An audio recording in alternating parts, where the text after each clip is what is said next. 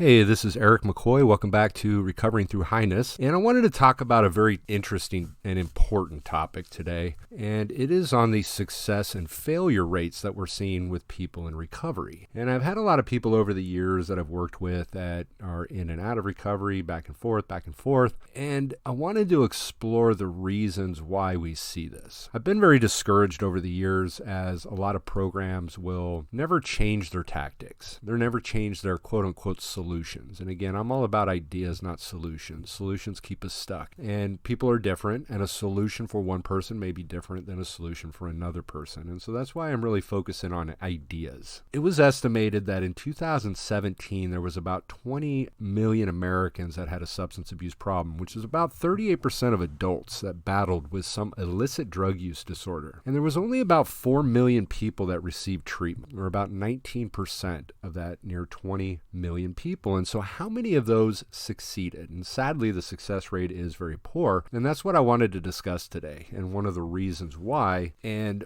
something that I had looked at many years ago when I opened up my own program in Anaheim, I wrote a workbook, and I really thought about the differences between the people that succeed versus the people that aren't succeeding. And we'll talk about the end on this about failure. I had written that book, Pain, Failure, and Misery Are the Stepping Stones to Success, and I obviously talk about failure. And so I wanted to discuss briefly at the end of this what that actually means, and does anybody really have to fail? And when I thought about why people succeed, the first thing that always comes to mind is motivation. The reasons why we do the things that we do. And if we look at it from a 12-step standpoint, and again, I'm not a big 12-step person, although it was the foundation for me. There was a guy that wrote a book about debunking the 12-step program. And the reason that he wrote this was because the success rate that he identified for the 12-step program was somewhere between 5 to 7% of the people that actually made it that went into this program. And if you look at percentages wise, how many of those people that go into the 12-step program are forced by the courts? Or how many of those people go in there because the treatment programs they're in are forcing them to go, or they're living in a sober living house and they're required to attend so many 12-step meetings to live and stay in that house? And that percentage is very high.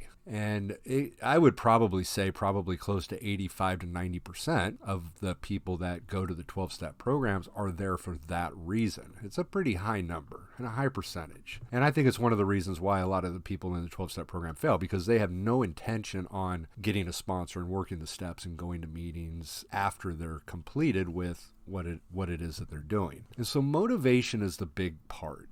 And every single one of us is motivated by one of two ways. And the first way, which is the way most people are motivated, is to move away from some kind of painful experience in life. Now, the problem with this motivation is that it will never last, because at some point that pain's going to go away. So if a judge tells you that you either go to jail for 6 months or go into rehab for 90 days, a lot of people, the lesser of two evils, would probably tell you that 90 days sober is better than 6 months in jail. Now, in 2002, when I had gotten arrested and I did the jail time that I was required to do, I also signed on a 7-year prison term. Now, that 7-year prison term did help me in the beginning, but if I didn't change that, I was going to relapse and I was going to go back to using, because that pain eventually goes away. Today, I don't have 7 years over my head. I could get arrested today and I would obviously have to deal with whatever consequences I was given, but I'm not going to go to prison for 7 years based on what had happened all those years ago. And so eventually the judge, eventually probation, eventually parole goes away. And if that is all that's motivating you, then you will no longer stay clean and sober, and I can guarantee it. A second way to motivate ourselves, and this is something that we really need to think about, and this does not have to go away, is to motivate ourselves by moving towards something good or something better in our lives. Maybe you have some vision for yourself in your life that drugs and alcohol are not going to help you get. That good thing or that better vision, maybe a goal that you have dreamt of at some point in time in your life. You can do anything you want with your life within reason as long as you stop limiting yourself. So what kind of painful experience in your life brought you to treatment, or brought you to the 12-step program, or brought you to a place to where you started in recovery? And what is the reason that that motivation will not last on a permanent basis when pain is the reason? I'll give you a real quick paradox of change. This guy, Steve Berg-Smith, wrote, "When a person feels accepted for who he is and what he does, no matter how unhealthy, it allows him the freedom to consider change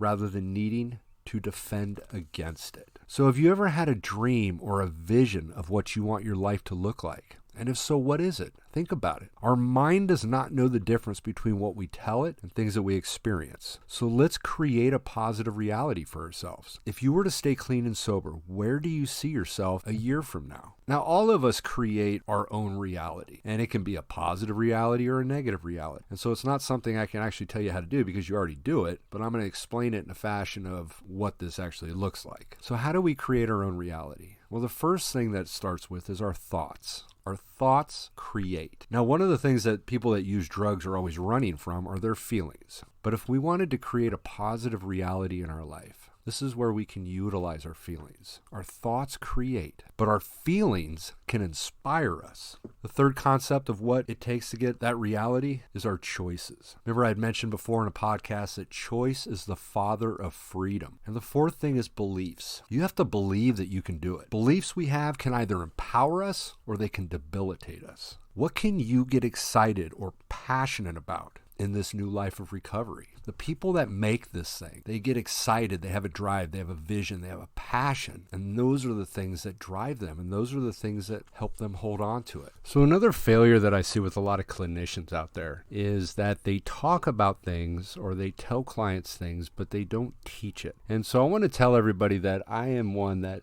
never tells anybody anything unless I am able to actually teach them how to do it. Because if I'm unable to teach somebody how to do it, then I don't really understand it. And impulse control, which is the next thing that I wanted to discuss, because I think that is a major reason why people fail, and it really is an excuse that people make. And you hear clients all the time, oh, I just have poor impulse control, or you hear clinicians that also utilize that same thing and or you need to just learn impulse control, but they don't tell them how to do it. Every single one of us does everything that we do for a reason, and drugs and alcohol are no exception to this. We can act on impulse, thinking only about one reason for doing something, not considering other factors that may play into this decision. So drugs or alcohol may provide an immediate relief for a stress, maybe boredom, anger, or emotional pain, but then you regret the long-term consequences that follow. Impulse control or good decision-making skills require the ability to defer immediate gratification for a bigger goal in life. Every action in your life has a consequence, and there are positive and negative consequences to everything that we do.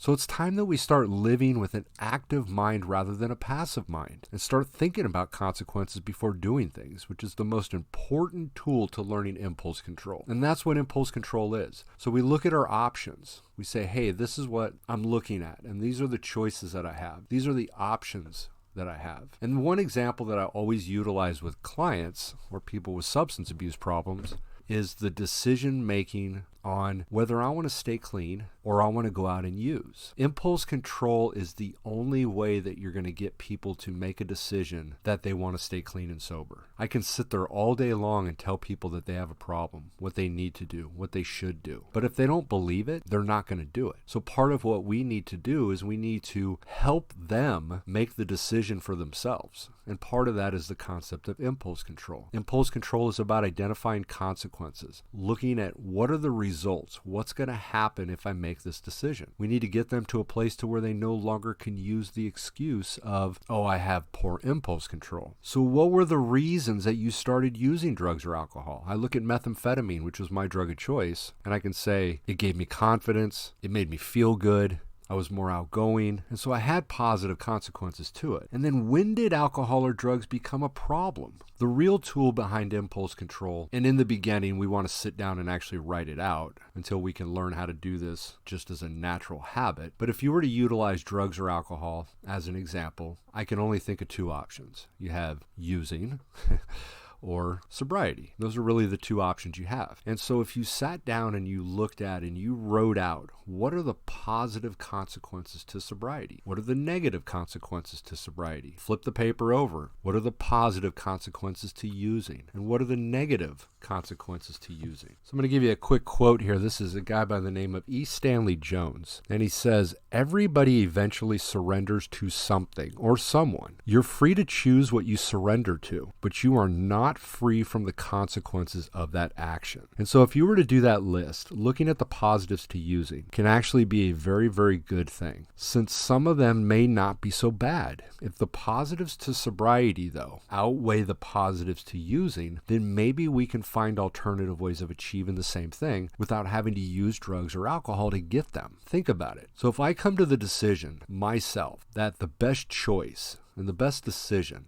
as I'm learning impulse control, and the best decision for me to make is to stay clean and sober. But on the flip side, and what takes a lot of people out, is the immediate gratification factor to fulfill what they are identified as the positive consequences to using. But if I can get passionate about sobriety, and I can truly say that, you know what, being clean and sober is the only way for me to live and to achieve the goals that I'm trying to achieve in my life, I'm going to definitely want to look at the positives to using and maybe figure out alternative ways of achieving those. So if alcohol allows me a sense of relief from my stress, maybe we can find some stress management tools that allow me to manage it without having to experience all those negative side effects that come along with drinking. So according to my positives and negatives list, and if you look at the list, and hopefully maybe people are doing, what would be the best decision I could make regarding sobriety versus continuing to use? And give the reasons why. So you got to figure that out first. And then maybe you can look at alternative ways of achieving the positives to using without having to pick up to get them. Once you get that list together, you want to ask yourself,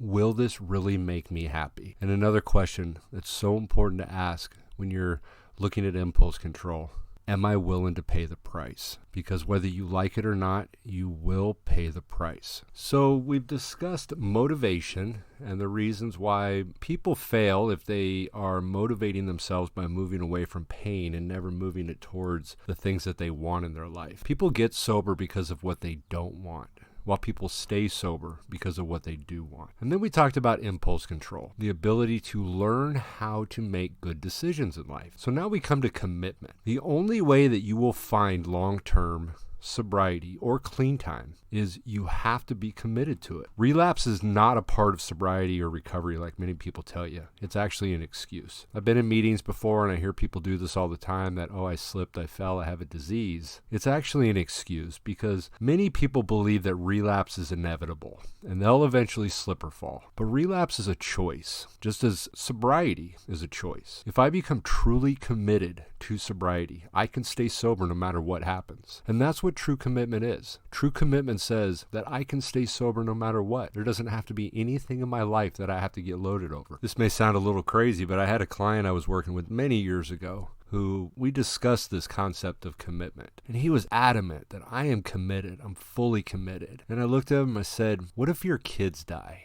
Are you that committed? And that's obviously a tough one. But the reality being is that bad things are going to happen in life. Are we committed? So what are things that you would get loaded over? And what does commitment mean to you? And these are things that we have to ask ourselves. These are things that I don't really want to tell you because I need you to believe them for yourself. So if we're committed, if we are fully committed to this thing, it's time to raise our beliefs. Preparation does not begin with what you do. It begins with what you believe. And if you believe that your success tomorrow depends on what you do today, then you're going to treat today differently. And this is the true message behind goal fulfillment. And I've said it before and I'll say it again, that you can do anything you want with your life if you just believe it. Our beliefs can truly make us or break us, and they can empower us or they can limit us. We don't describe the world we see the world we describe. What beliefs do you have about yourself that limit you? I've heard a lot of people say, I can't stay sober. So I'm going to give you a word of caution. Eliminate the word can't from your vocabulary. What beliefs do you have that empower you? Now, a lot of people have heard about the term positive affirmations. A lot of people think it's very corny, but this is something that I did when I was early in recovery. And positive affirmations are a tool that you can use to change negative core beliefs that you may have about yourself. They're difficult to change, and the principle behind them is similar to what advertisers do. They create slogans, they create sayings that are designed to appeal to your emotions. And an emotion is a neurological impulse that pushes us to act upon something. They want you to get off your ass and purchase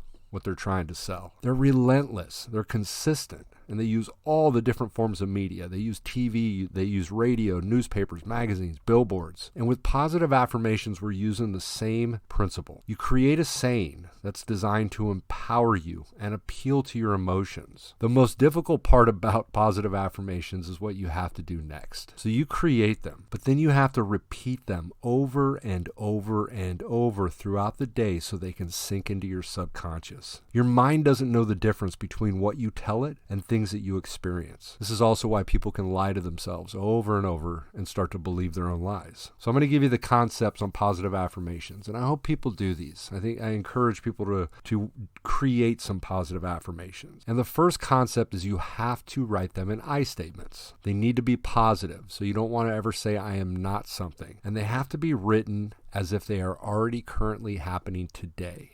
The ones that you want to do are ones that you do not believe. And you want to go back to that question about what belief do you have about yourself that limits you? And then you want to ask yourself, what belief do I need to have to achieve what I want? What belief do I need to have to achieve what I want? And those are where you want to start with your affirmations. I am confident and capable of staying clean and sober. I will stay clean and sober. So you want to write them in I statements. You want to write them as if they are already currently happening, and you want to make sure that they're positive. I'm going to tell you real quick tools for better living. There's 3 concepts here. Number 1, choose well. We do this by looking at our options and we weigh those consequences, impulse control. Number 2 is you got to believe that you can do it. And the third is that passion. Passion is where you will find that magic. Acronym for magic, make a greater individual commitment. Got to have magic. So where could you apply some magic? Are there relationships or associations in your life that rob you of your passion? Get rid of those people. You want to have people in your life that love you, care about you, that got your back, and that will do anything to help you if you're in dire need. Self-discipline. Self-discipline is that correction or regulation of yourself for the sake of improvement. So what does self-discipline mean to you? And how can you apply it to your life? John Maxwell, he made a statement. He said, personal breakthroughs begin with a change in your beliefs. Why? Because your beliefs determine your expectations. And your expectations determine your actions. So it's time that we change, and we no longer need to fear change. Self-esteem does not find change frightening. So let's walk through our fears. What are the things that you have a hard time changing? Or what are you fearful of changing? There was this guy, Eric Hoffer, who said, in times of change,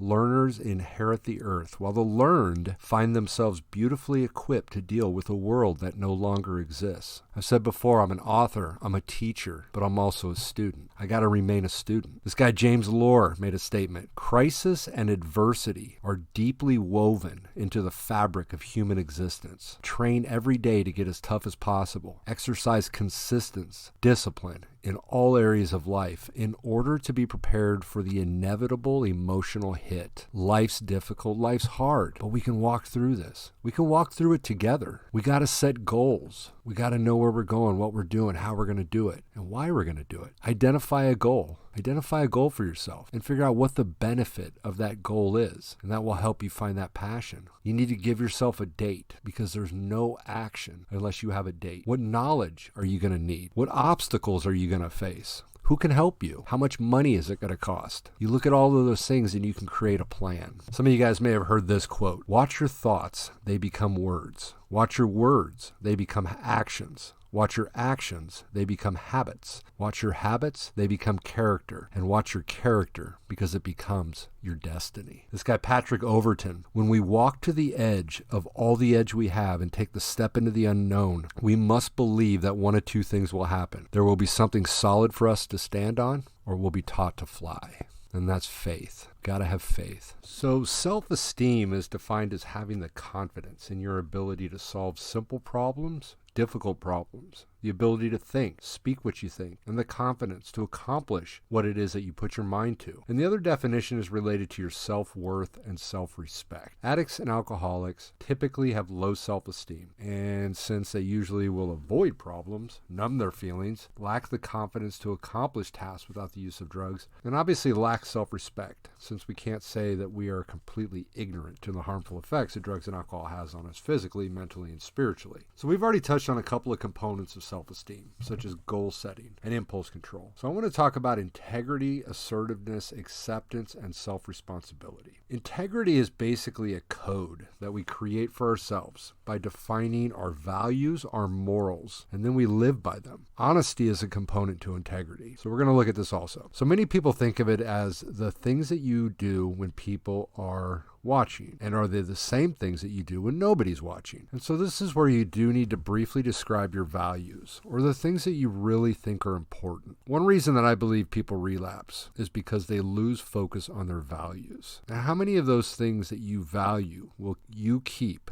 if you return to using drugs or alcohol? What are the morals? In other words, what you feel is right or wrong, such as, is stealing wrong? Which of your morals do you violate when you use drugs and alcohol? And studies have shown that the average human tells over 200 lies a day. So I ask you how average you are. What lies have you told in the last 3 days? So when you define what those values and morals are, you have to live by them. Integrity is an ideal, so it's nothing that we're ever going to be perfect at, but it is something that we can work towards. When we identify mistakes or things that we've done, we learn from them, and then we change them. And so integrity is extremely important. Self-responsibility. Now, this is where we take control back over our lives. And the way we do this is we stop becoming a victim to other people, to other places, or situations. Unfortunately, our society has taught us that we don't have to be responsible, especially if you look at all the lawsuits that are filed on a daily basis. So what are you responsible for? What are you not responsible for? How have you shown to the world that you're a victim and not taking responsibility for the things you identified you're responsible for? And how can you do them differently? Assertiveness. Assertiveness is defined as a very clear, open, honest form of communication where we don't violate the rights of other people, unlike aggressiveness. And aggressiveness is appropriate on the defensive,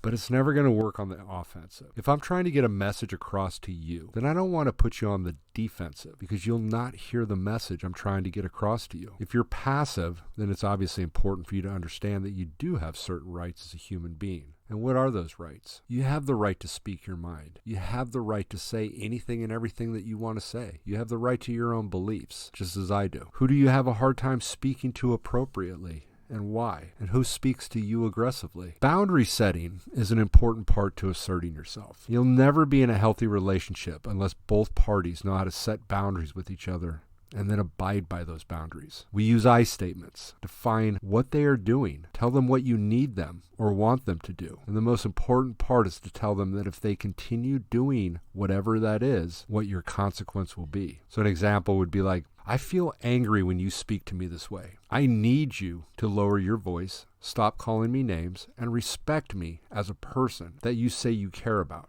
Now, if you continue to do this, I will remove myself from your life until you can do these things that I need you to do. So whatever boundary you set, make sure you're willing to follow through on the consequence. So I encourage everybody to learn the concept of boundary setting. Self-acceptance is another one that's very difficult for people. And self-acceptance is to accept all parts of ourselves, such as our body, emotions, thoughts, actions, and dreams. This has nothing to do with our actions or what we do. You may not want to be doing this assignment. I can acknowledge my feelings, experience them, accept them, and then do this. Many people believe that if we accept who and what we are, we must approve of everything about us. Others believe that if we accept who and what we are indifferent to change or improvement. And this isn't the case. The truth is that acceptance is the precondition to change. So if we don't accept it, we can't change it because we're really in denial. If I don't accept that I'm an addict or I'm an alcoholic, then there's nothing to work on. What do you have a difficult time accepting about yourself? So if we're to recap on the poor success rate and why people have such a hard time maintaining long-term sobriety, the first step that we did look at was motivation. And the motivation by pain, as we discussed, will never last. But the reality is that everybody that comes through treatment and comes into treatment are originally going to be motivated by something that will not last for them. And for a lot of people, that is the reasons why they don't make it. They're not really doing it because of what they want for their life. They're doing it because of what they don't want in their life. And again, eventually that pain will go away. A lot of people originally fall into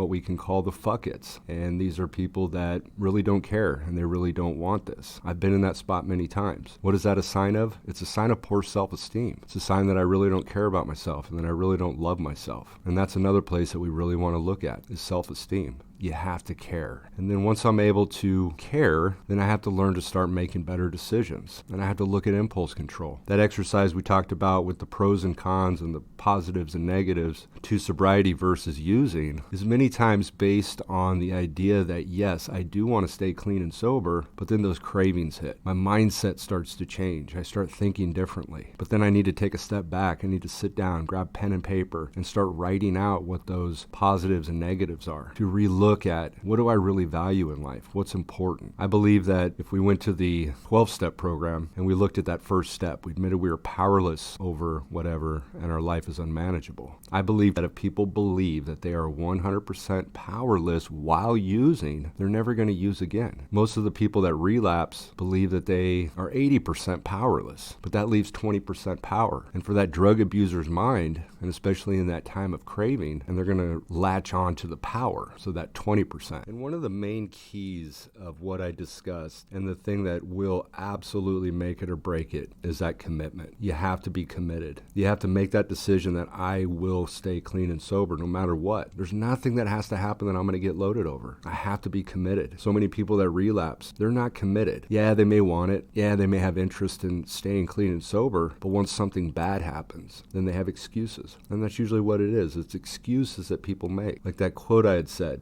we have to be prepared for the inevitable emotional hit. We got to be proactive. We got to plan ahead. What are the possible things that can happen in my life that are going to push me towards returning to use? And I have to think about those and I have to plan for those things because life's going to hit us. So whatever brought you to that place to where you felt like you needed to get clean and sober, that's perfect. That's great. But let's start looking at the bigger world. Let's start deferring that immediate gratification for bigger goals. I wanted to touch real quick before I end this on failure. I brought this up at the beginning of the podcast. And again, in my book, Pain, Failure, and Misery are the stepping stones to success. I'm somebody that has been clean and sober, has relapsed. I had 11 years clean and sober and made some bad decisions and poor choices. And I returned to using for 6 months. Was I a failure? And this is something that I think everybody really needs to consider. And a lot of people fall into that mindset of, oh, I lost everything and I'm a failure.